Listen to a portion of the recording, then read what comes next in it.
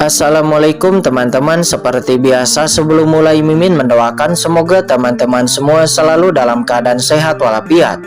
Oke, kali ini kita akan melanjutkan Martel Master versi novel bagian 719. Bagi yang baru bergabung, selamat bergabung.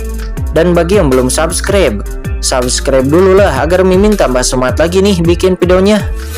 Oke, kalau sudah kita langsung masuk ke isi ceritanya.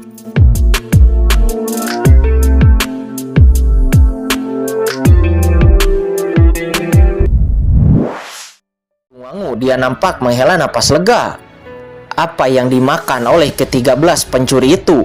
Mereka tidak membunuh Kincen. Ini hanyalah sekelompok sampah, benar-benar sampah. Gumam Yundong Guang nampak ekspresinya menjadi sangat jelek, dan dia mengutuk di dalam hatinya.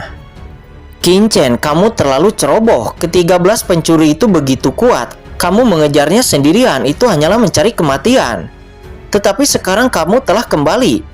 Akhirnya kita bisa menghela napas lega, kata Penatua Cuye. Terima kasih atas perhatian kalian semua, kata Kincen seraya membungkukkan tangannya dan memberi hormat kepada Penatua Cuye dan yang lainnya.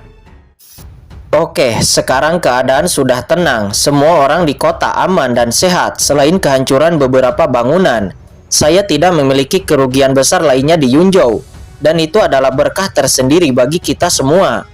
Yundong Guang melangkah maju dan berkata, saya Yundong Guang sebagai penguasa prefektur Yunzhou. Saya memiliki tanggung jawab tertentu. Untuk saat ini, saya harap kalian semua akan lebih berhati-hati. Saya harap kekuatan-kekuatan ini tidak akan lagi membuat masalah. Jika tidak, prefektur Yunzhou saya tidak akan menyambut kekuatan-kekuatan seperti itu. Kata Yundong Guang. Dia menuduh Gedung Wangu dan Papilun Cendi yang telah menarik 13 pencuri untuk datang. Yundong Guang, apa maksudmu dengan ini? Kata Tuan Gedung Wangu Tianxin Genren. Dia mendengus dingin. Itu tidak berarti apa-apa. Sekarang semuanya sudah beres dan Yun ini akan pergi.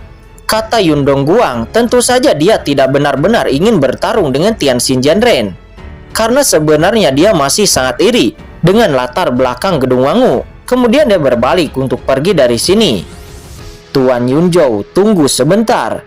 Namun pada saat itu Kincen tiba-tiba berbicara dengan nada yang dingin. Apa yang kamu inginkan? Kata Yundong Guang. Dia merutkan kening dan menatap Kincen.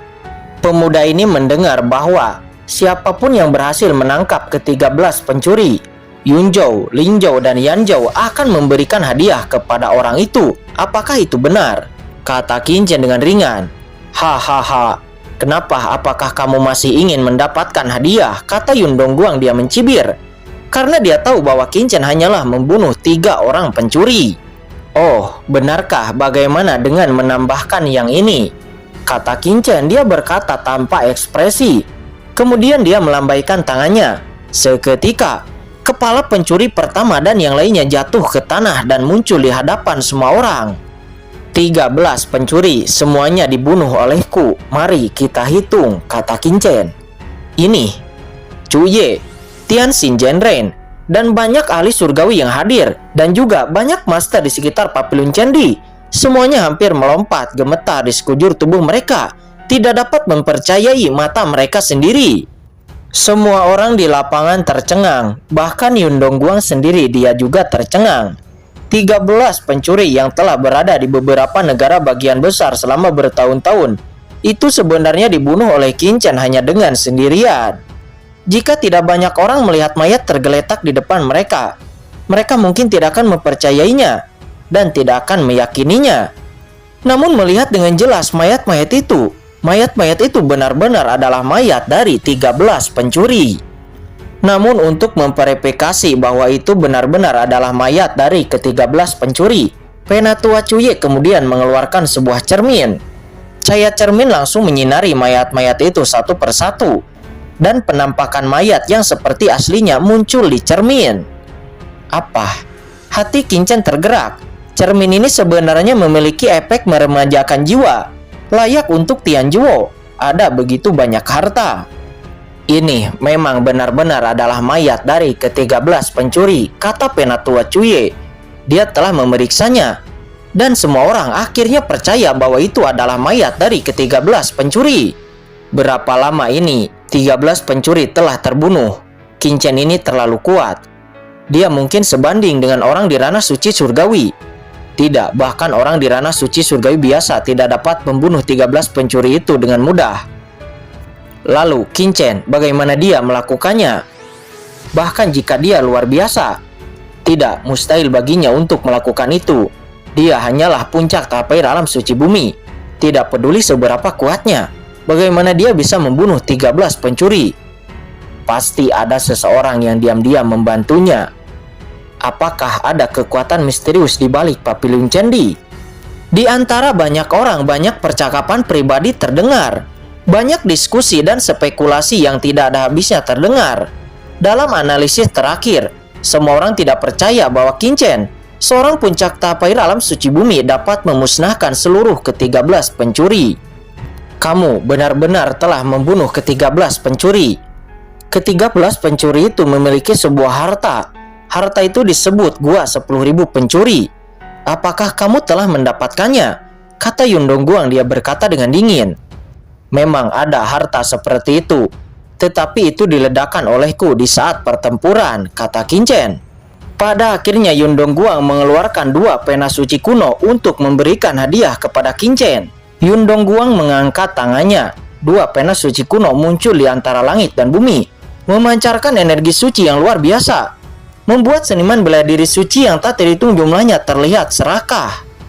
Sepotong pena suci kuno dapat membuat sebuah kekuatan seperti kota Tianwei, dan 2 bukanlah jumlah yang kecil. Bahkan orang di ranah suci surgawi setengah langkah sangat mendambakannya. Ini adalah 2 pena suci kuno, ambillah, kata Yundong Guang dengan wajah yang tenang.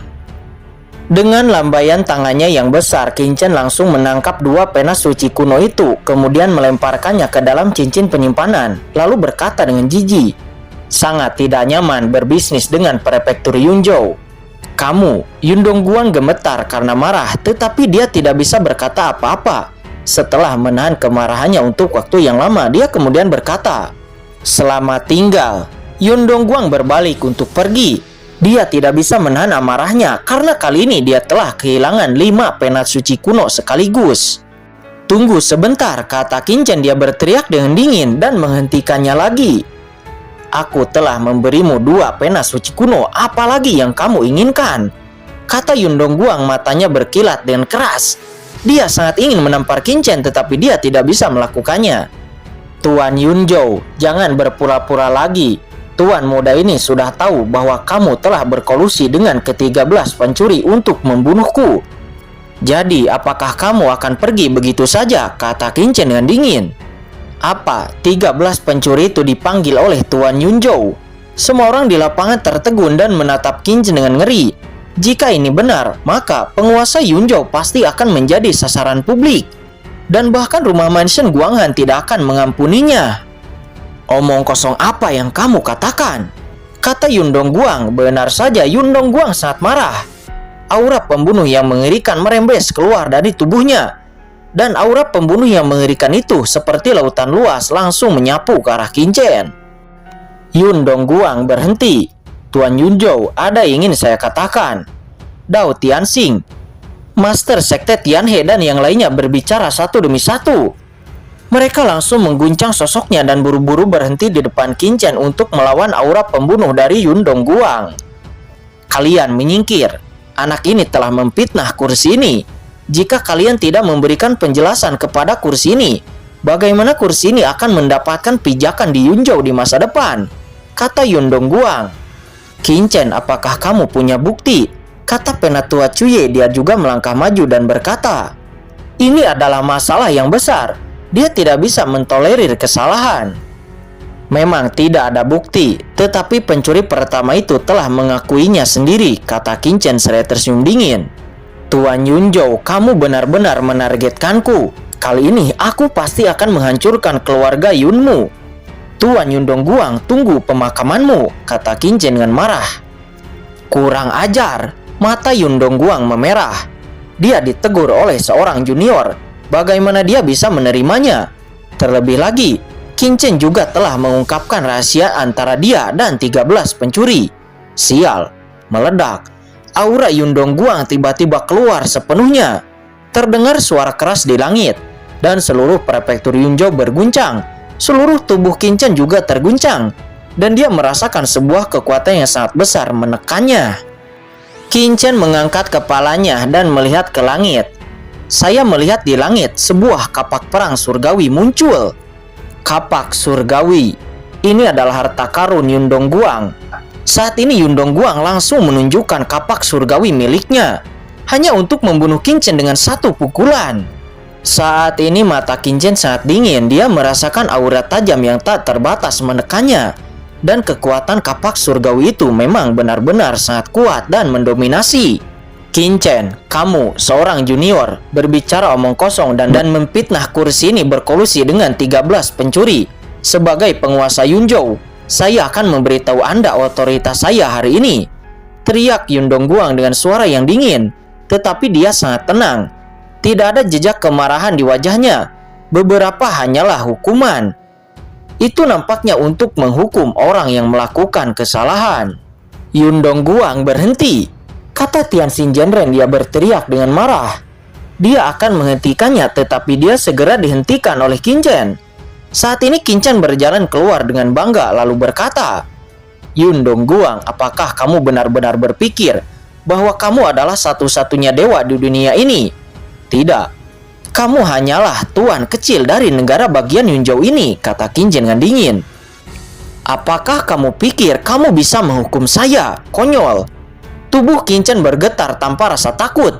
Dia melonjak ke langit dengan tinju yang sangat ganas. Tinju itu berubah menjadi sangat besar dan langsung bertabrakan dengan kapak surgawi. Duar. Tabrakan dua serangan itu langsung membuat semua orang merubah ekspresinya. Sementara Yun Dongguang, dia mengguncang tubuhnya dalam tampilan penuh, lalu mundur 3 langkah sebelum pada akhirnya menstabilkan sosoknya. Sementara Qin, dia mundur lebih dari 10 langkah sebelum pada akhirnya menstabilkan sosoknya. Selanjutnya raungan tak berujung menghilang. Pada saat ini semua orang terkejut dan melihat pemandangan di langit dengan takjub. Qin itu benar-benar memblokir serangan Tuan Yun Dongguang. Ini hanyalah neraka. Banyak orang terkejut ketika mereka melihat adegan ini. Bagaimana itu bisa terjadi? Salah satunya adalah penguasa Yunzhou, Yun Dongguang. Dia mengeluarkan kapak surgawinya dan menyerang seorang generasi muda yang hanya merupakan puncak tahap air alam suci bumi. Sementara Yun Dongguang adalah alam suci surgawi yang sebenarnya. Tetapi serangannya benar-benar diblokir oleh Qin. Jika semua orang tidak melihatnya dengan mata kepala mereka sendiri, semua orang akan mengira bahwa mereka berhalusinasi. Apakah ini kengerian jenius 9 menara? Tidak ada yang bisa tetap tenang, semuanya terkejut. Dan yang paling terkejut adalah Yun Dongguang sendiri. Dengan satu gerakannya dia tidak bisa membunuh Qin. Ini benar-benar tidak terduga. Mengerikan, sekarang Qin hanyalah puncak tahap air alam suci bumi. Begitu dia diizinkan menerobos alam suci surgawi, lalu akan seperti apa kekuatannya? Saya khawatir keluarga Yun saya akan rata. Putra ini harus mati, kata Yun Dongguang dengan dingin. Tiba-tiba pikiran spiritual yang tak berujung tersapu darinya. Seketika banyak orang kuat bangkit di kota Yunzhou. Orang-orang ini mengenakan baju besi. Semuanya adalah ahli Yunzhou teratas. Ada puncak tahap air alam suci bumi. Ada juga setengah langkah alam suci surgawi, yang semuanya adalah penjaga kota Yunzhou. Di saat yang sama, di seluruh kota negara bagian Yunzhou, serangkaian larangan mengerikan merembes dan formasi besar dibuka. Mereka yang menantang keluargaku harus mati. Yun Dongguang adalah penguasa Yunzhou, keagungan tidak bisa dinodai. Semua orang dengarkan perintahku. Tangkap orang-orang dari Papilun Cendi. Jika ada perlawanan, bunuh mereka di tempat, kata Yun Dongguang dengan dingin. Semuanya dengarkan aku. Masalah ini disebabkan oleh ke-13 pencuri. Kalian berdua adalah pilar umat manusia saya. Sekarang ancaman iblis sudah sangat dekat. Mengapa kita tidak mendiskusikan masalah ini dengan baik-baik? Kata Penatua Cuye, dia melangkah keluar. Itu benar, saya setuju dengan kata-kata Penatua Cuye. Namun, jika Anda penguasa Yunzhou melakukan sesuatu kepada Qin Chen, jangan salahkan aku dan Gedung Wanguku karena akan ikut campur. Kata Tuan Gedung Wangu Tian Xinjianren, dia juga melangkah maju. Dan di saat yang sama, mengikuti perintah dari Tuan Gedung Wangu, aura terlarang yang mengerikan membumbung ke langit, dan kekuatan yang dalam memenuhi menara Gedung Wangu, dan banyak orang dari Gedung Wangu juga bangkit. Tapi Master Tua Sekte Tianhe dan yang lainnya menyipitkan mata dan tidak berbicara. Mereka secara alami mengharapkan Papilun Cendi dan Yundong Guang itu untuk bertarung, tidak peduli siapa yang menang atau kalah. Mereka sangat menantikan untuk salah satu kekuatan jatuh. Semuanya, Qin Chen ini sombong dan mendominasi, juga mengancam kursi ini. Dan anak ini juga tidak diketahui asal-usulnya. Di usia muda, dia memiliki kekuatan seperti itu. Bahkan jika itu adalah anak suci dari rumah mansion Guanghan, tidak akan begitu kuat. Saya curiga bahwa anak ini mungkin adalah mata-mata dari ras iblis. Lebih baik menangkapnya dan menginterogasinya. Kekuatan yang disebut Papilun Cendi bahkan tidak memiliki orang di ranah suci surgawi, yang asalnya tidak diketahui. Tidak mungkin kekuatan seperti itu melompat keluar dari batu, bukan? Kata Yundong Guang, dia menyipitkan matanya dan langsung memancing semua orang untuk menargetkan Qin Chen. Hari ini adalah kesempatan baginya untuk membunuh Qin Chen. Yundong Guang, siapa bilang Papilun Cendi tidak memiliki ahli suci surgawi? Bagaimana Anda bisa mengetahui identitas Chen Shao?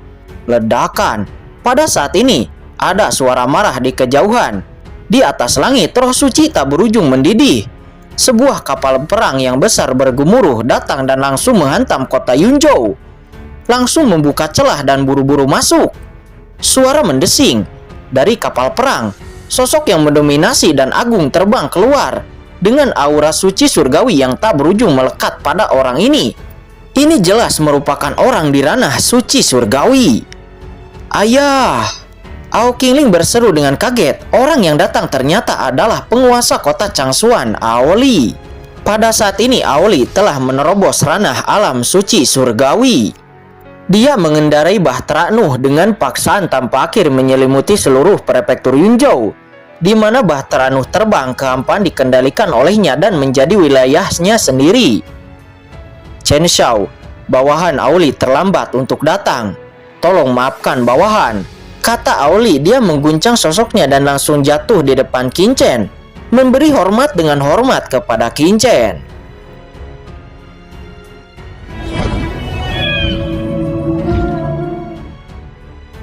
Oke guys, sudah dulu ya. Jangan lupa subrek biar lanjut terus ceritanya. Bagi yang sudah subrek, mudah-mudahan dimudahkan rezekinya. Mimin undur diri. See you next and goodbye.